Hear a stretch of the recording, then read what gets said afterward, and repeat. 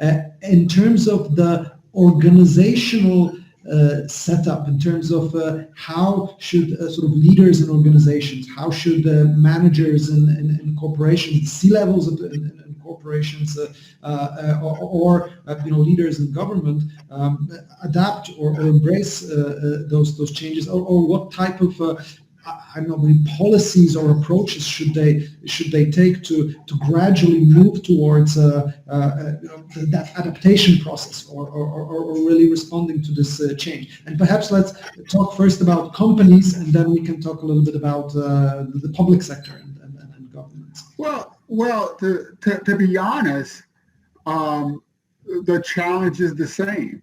It's how to make decisions when you don't have the option of physical and intimate negotiations.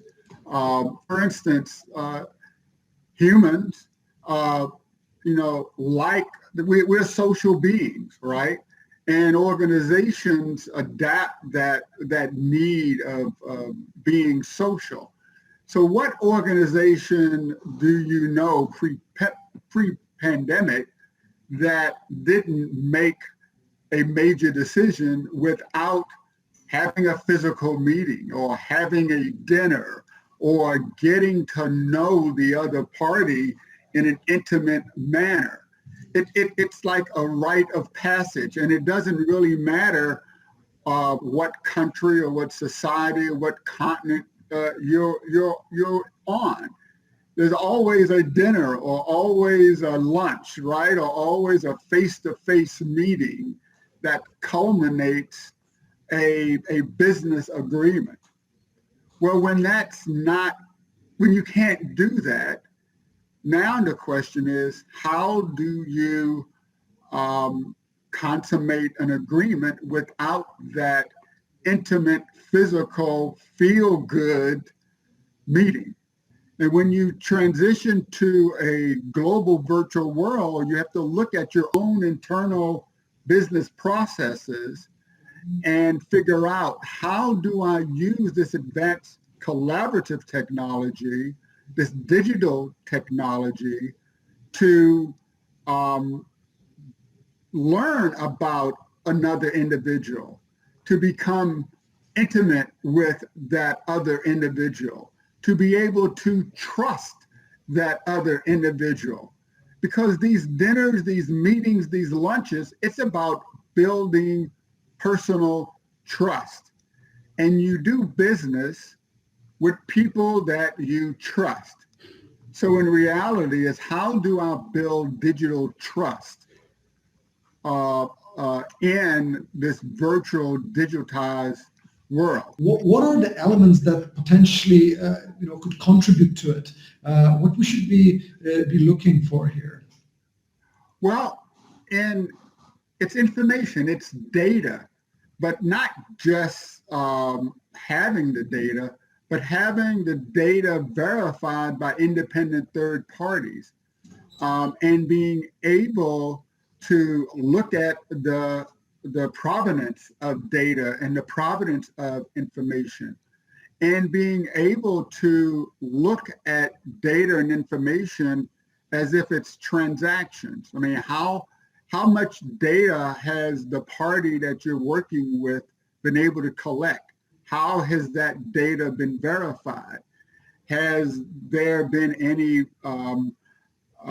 loss of trust between the party you're working with and other parties when it comes to the interaction or the transaction of data and information? And this is one reason why technologies like blockchain or shared electronic or digital ledgers can be such a value in this virtual world, because blockchain technology does two important things. It creates a verifiable and immutable record of transactions within the systems. And in this case, like, we're all familiar with Bitcoin and cryptocurrency, which leverages blockchain for financial transactions. But when it comes to trust, it's data transactions that blockchain can actually provide the record. And the other thing is it can dramatically reduce the friction associated with identifying verifiable data that may be associated or required for any decision, right? So you can verify information, you can build trust, and you can also accelerate the decision-making process. Since nothing is perfect in the world, there's always going to be risk. And decision makers, their job is to eliminate as much risk as possible in order to attain the business goal. All right. And trust is one way of reducing risk.